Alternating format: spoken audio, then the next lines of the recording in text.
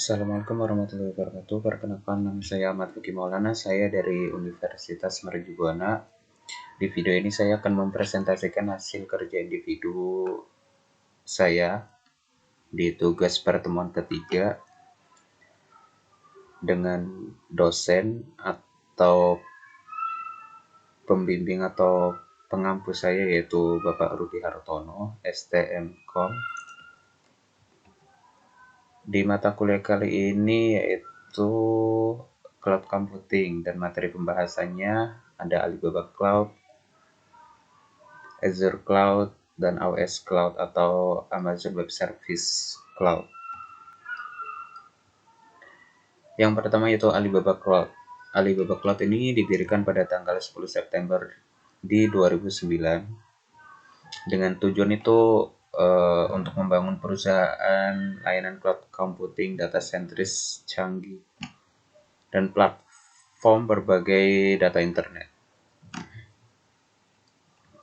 Cloud computing ini juga menyediakan solusi teknologi inovatif dari semua sektor bisnis di Indonesia, yaitu seperti e-commerce, financial, teknologi atau yang biasa kita sebut fintech, dan industri media di Indonesia. Salah satu layanan Alibaba Cloud yaitu dengan basis pembayaran sesuai pemakaian, seperti Elastic Compute, penyimpanan data, relational database, big data processing, perlindungan anti-DDoS, dan Content Delivery Networks atau CDN. Untuk biaya layanan Alibaba Cloud itu untuk produknya Elastic Computing, vendornya untuk konfigurasinya menggunakan Xlarge.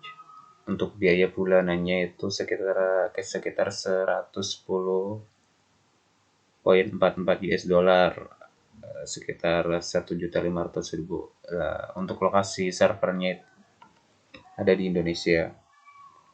Untuk produk database-nya itu konfigurasinya menggunakan MySQL. Untuk biaya per bulannya itu 356 US dollar, atau kalau di convert ke rupiah itu sekitar 5.150.000-an. Untuk selanjutnya itu untuk produk storage, untuk konfigurasinya itu OSS standar sekitar 10 terabyte. Untuk harga per bulannya itu sekitar 204,70 US dollar, sekitar kalau di convert ke rupiah itu 2.900.000 atau 3 juta. Untuk list lainnya konfigurasinya itu menggunakan Express Connect 1 GB dan biaya per bulannya itu 210 US dollar. Kalau di convert itu sekitar 3 jutaan. Untuk total keseluruhan bila berlanggan itu sekitar 778,63 US dollar atau sekitar 11 jutaan. Dan untuk keuntungan atau kelebihan menggunakan Alibaba Cloud itu cloud tanpa batasan. Jadi secara global di jaringan internasional Alibaba Cloud dari 14 pusat data dan kelas semua wilayah melalui satu akun global. Jadi untuk mengelola semua wilayah itu bisa menggunakan satu akun saja, tapi yang global. Dan penyedia cloud terbesar di Cina. Alibaba Cloud itu termasuk penyedia cloud terbesar di Cina. Kemudian perlindungan data. Untuk Alibaba Cloud ini sebagai perusahaan yang terdaftar di Indonesia, Alibaba Cloud mematuhi sertifikasi internasional tingkat tinggi untuk menjamin keamanan.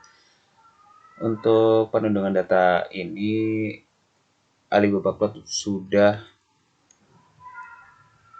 terintegrasi cyber security dan mempunyai sertifikasi ISO di Indonesia.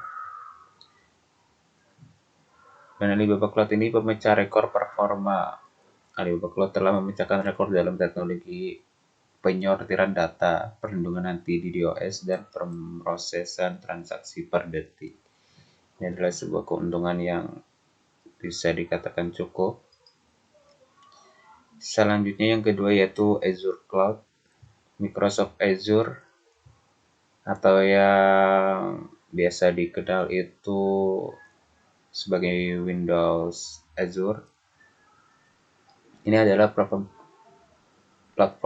cloud computing public dari Microsoft. Layanan dari Microsoft Azure itu ya seperti komputasi, tools analis, ruang penyimpanan data, sampai networking atau internet. Untuk yang berlangganan di aplikasi ini itu dapat mengembangkan dan menskalakan aplikasi baru dan bisa menjalankan aplikasi yang di cloud public dari Microsoft Azure. Untuk platformnya sendiri bertujuan untuk membantu atau mengembangkan bisnis untuk mengelola tantangan atau data dan memenuhi tujuan organisasi dari tujuan masing-masing. Oleh karenanya, beberapa tools yang ditawarkan oleh Microsoft Azure itu sudah didukung di semua sektor industri seperti e-commerce, finansial, hingga berbagai perusahaan Fortune 500. Kurang lebih seperti Alibaba Cloud.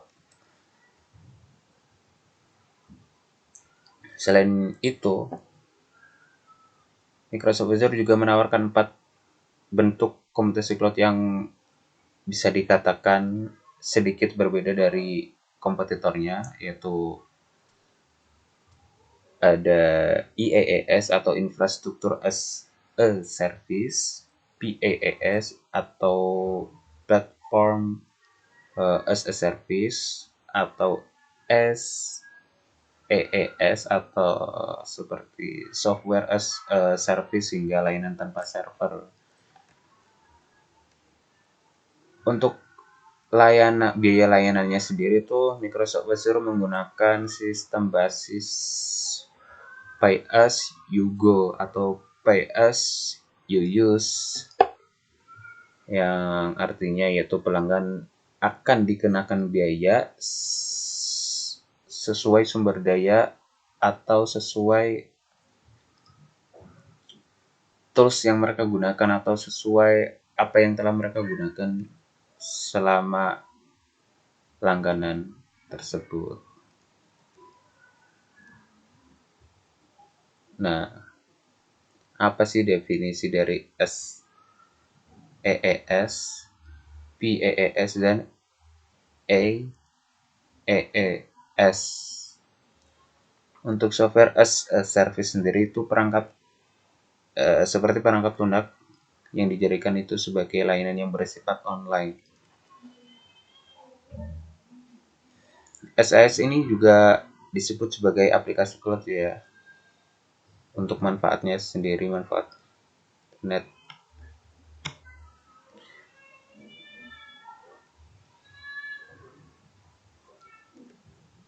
Untuk karakteristik dari software as service ini itu karakteristiknya yaitu dikelola dari lokasi pusat, di-host dari server yang jauh, dapat diakses melalui internet, pengguna layanan tidak bertanggung jawab atas pembaruan perangkat keras atau perangkat lunak.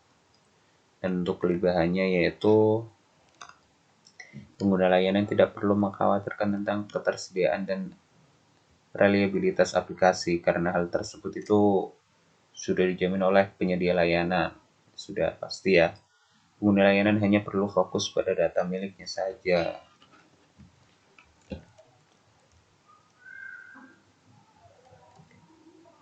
Dan untuk kurangnya itu interoperabilitas, jadi